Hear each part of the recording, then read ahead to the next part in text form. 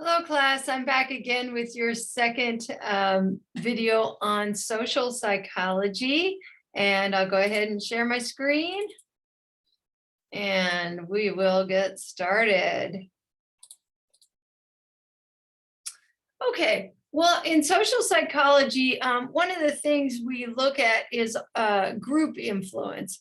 And so what we're going to start with today is group influence. And there are a couple of big things that happen in groups. One is called group polarization. So, North Pole and South Pole are the opposites of one another. It's when opinions become stronger around like-minded people. So we tend to go off into one pole. So, for example, if you join a group online that's about environmentalism, let's say, and you're sort of interested in the environment, but you're not that interested in the environment, if you join that group, you'll tend to have a stronger interest in the environment. All of a sudden, you might be very concerned about climate change and things like that. That's called group polarization. So being in a group makes you feel a little bit stronger about your ideas. Groupthink is another concept of what happens when groups influence us. A lot of times people in a group don't disagree. They tend to, even if they have feelings that go against what the group feels, they tend to not disagree because they want to maintain that group harmony. They want to make sure that others in the group like them and things like that. We call that groupthink, and sometimes very bad decisions are made that way because a person could have disagreed, but they don't. Okay, I want to talk to you about a couple other things that happen in groups, some more things that happen in groups. And that is influence, other kinds of influences like social facilitation. We tend to perform better with others in a group as long as the task is a well-learned task. So for example, if you play on a sports team, you'll tend to play better than you would by yourself. Say you're on a baseball team. In a game or in a practice, you'll perform better with other people than you will by yourself in a batting cage, because the other people will tend to get your arousal up, and so you'll tend to just be a little bit better for that. Another possible effect, though, of other people is called social loafing, and that's when we tend to perform worse with others as long as our individual contributions are not notable. So for example, you might have seen when you worked in a group before that some people kind of slack off in the group. They don't contribute as much to the final project. And they do that because their contribution is not going to be obvious. You're all getting the same grade on this group project. And so they have a tendency to sit back and say, yeah, you guys go on and do the work. And for example, in a tug of war, people tend not to tug very hard because you really can't tell who's tugging real hard on the rope. Okay, finally, another group effect is called de-individuation. When people are in crowds, and especially a big crowd where they're not easily pointed out as being responsible, they will tend to do crazier things. So people will tend to yell really loud, and as you know, in really big crowds, people will sometimes even trample other people. They'll break things, they'll smash windows and stuff like that. That's when they don't feel responsible for their behavior, because there's so many people around that their responsibility gets kind of diffused. And so we see sort of crazy activities sometimes in sports fans and people in large groups like that. So these are some of the social influences that groups can have on us. Okay, we're going to move down to talking about prejudice and discrimination. Then we'll talk about aggression and pro-social behavior. Okay, so first, prejudice.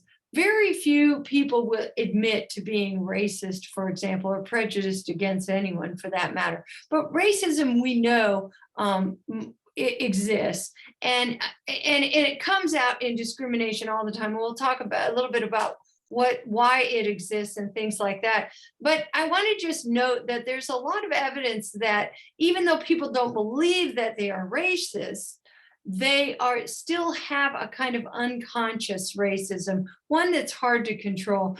And there's a link here to the Harvard implicit bias test, which is a really good test to take to see what your level of unconscious racism is. And so if you have a chance, go ahead and get tested on that. It's pretty interesting to see the results. So just if you give the fact, and you'll have to trust me on this, there's a lot of research that shows that people have stereotypes. They are racist, despite the fact that they may claim not to be, and they may say, oh, I treat everyone equally and all of that. So we have to ask ourselves in psychology, why do people become racist? And so one of the things that we can talk about is stereotypes and confirmation bias. One of the things that happens with stereotypes is that it justifies inequality. So we know that we have racial inequality throughout the United States. For one, Black Americans are more than twice as likely to be at the poverty level than white Americans. So the question is, how do stereotypes work to justify that kind of inequality? Well, if you don't have something to justify it, then what happens is it makes a person very guilty. And you probably heard about white liberal guilt and those kinds of concepts. What stereotypes do is they justify the inequality by saying, oh, well, that person's lazy, and that's why they don't have what I have. And it's all justified that there are these huge economic differences because these people don't work hard, or these people are unmotivated, these people are lazy, et cetera, et cetera. What happens with stereotypes is that we have something called confirmation bias.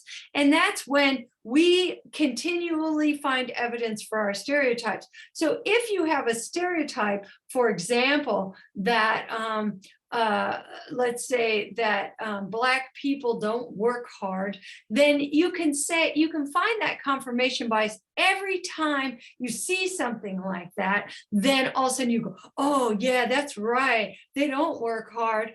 But then when you see something that defies it or goes against it, you kind of just poo-poo that. And so we tend to confirm our own biases by looking for things that match our stereotype. If you have a stereotype that, for example, Asians are good at math, if you encounter an Asian person who's not good at math, you'll tend to sort of forget about that. But if you find Asian people who are good at math, you will tend to support your stereotype there. Okay. Another reason why we're so prejudiced is that we tend to have what we call an in-group, out-group bias.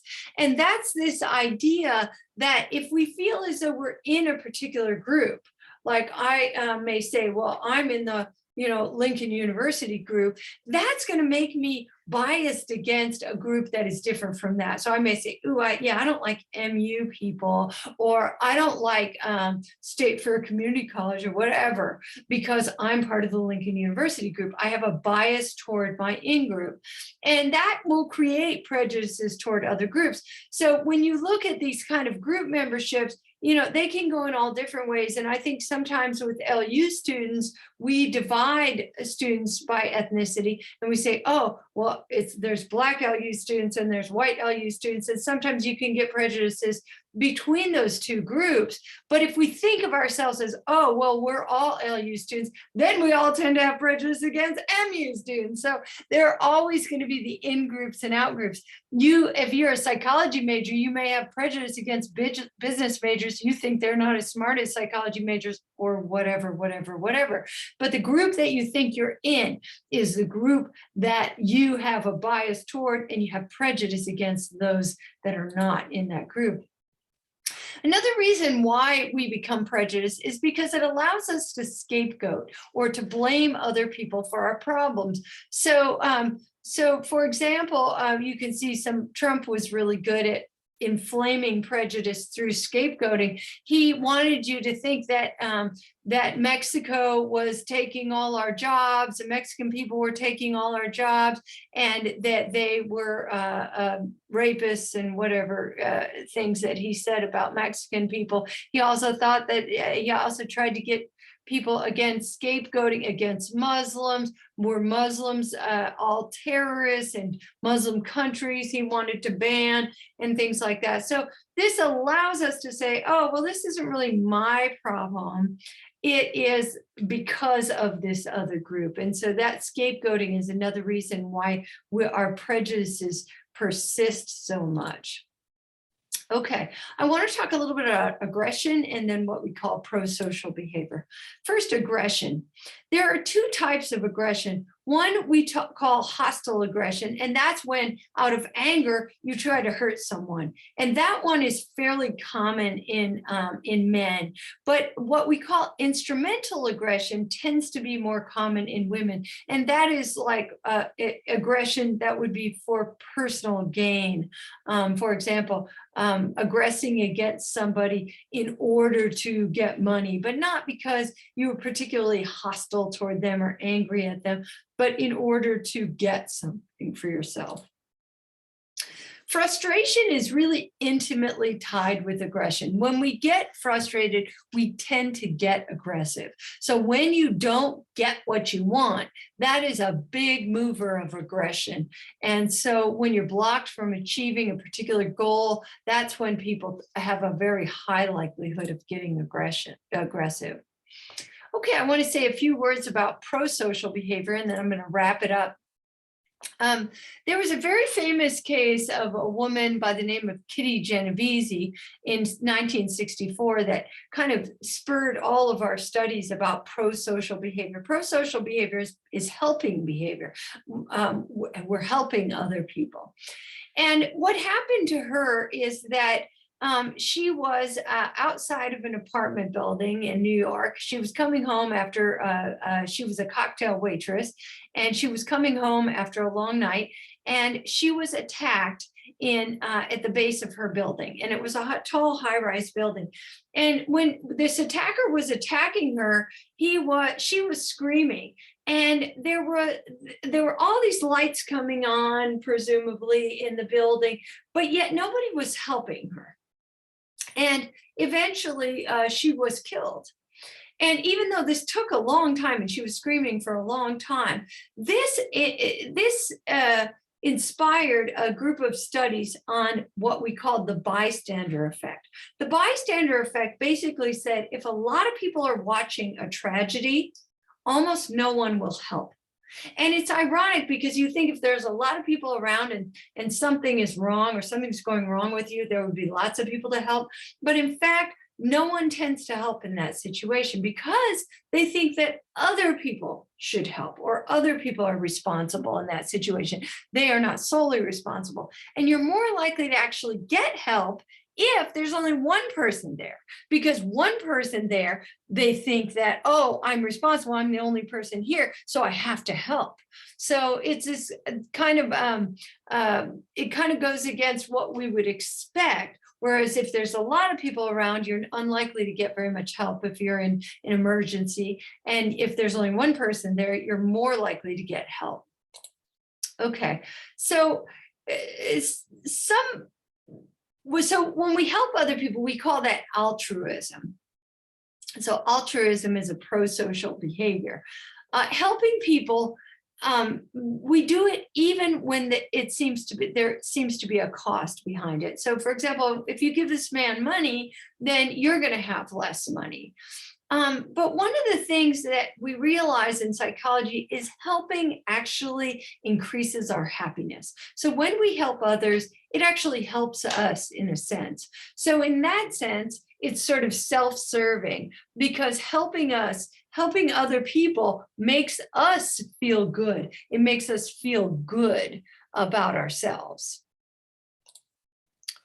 Okay, I want to talk a little bit about forming relationships with others and how we form relationships. What are some of the big factors in terms of forming relationships?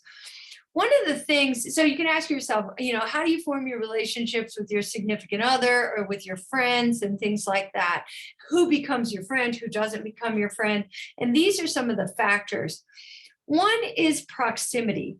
And all that means is nearness or closeness. So probably your closest friends are going to be the people that live closest to you. So for example, the people that live in the same dorm are going to be more likely to be your friends, and especially people who live on the same floor.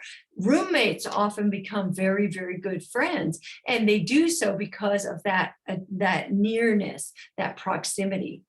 Attractiveness is another thing that gets us to form relationships. We tend to form relationships with people who we perceive as more attractive. And so we tend to be attracted to those who we perceive as attractive. And then finally, similarity or homophily. And that is similarity in things like race, religion, education level. And we tend to form relationships with people who are similar to us. So when we talk to somebody who has the same interests, the same education, the same race, we kind of can find all these points of interest together that it's easy to talk to, and you go, oh, I get him or I get her. And that often makes us form relationships with that person, but that also leads to segregation. And so we have a tendency to surround ourselves by people who are similar to us, and so do other people, which segregates everybody. Okay, so I want to talk a little bit about relationships that last. So there are a couple of big things that tend to make relationships last that research in psychology has found out. One is reciprocity. Relationships last when both people give and receive equally. They don't have to give and receive the same things, but they have to give and receive just as much. You don't want to be on the end of a relationship where you're giving a lot, but you're not receiving much. That's when relationships tend to end, in fact. Social exchange theory is basically a theory that says we keep track of those costs and benefits in a relationship. And when we feel like we're giving more than we're receiving, then the relationship actually, we want to get out of it because we're feeling like we're just giving, but not getting very much. Another correlate or predictor of a relationship that lasts is what we call self-disclosure. Self-disclosure is an intimacy that people achieve by sharing things with one another. And they'll share things about themselves. Good things, bad things, all kinds of things, even mundane things. But we share a lot of these intimacies back and forth, and sharing like that tends to form more lasting relationships. So people who are very guarded about sharing about themselves, they may have trouble forming relationships because it is through that self-disclosure and that sharing information about yourself that we tend to form these kinds of lasting relationships. All right, that's all I've got for Chapter 12, Social Psychology. Thanks for listening, guys, and have a great day.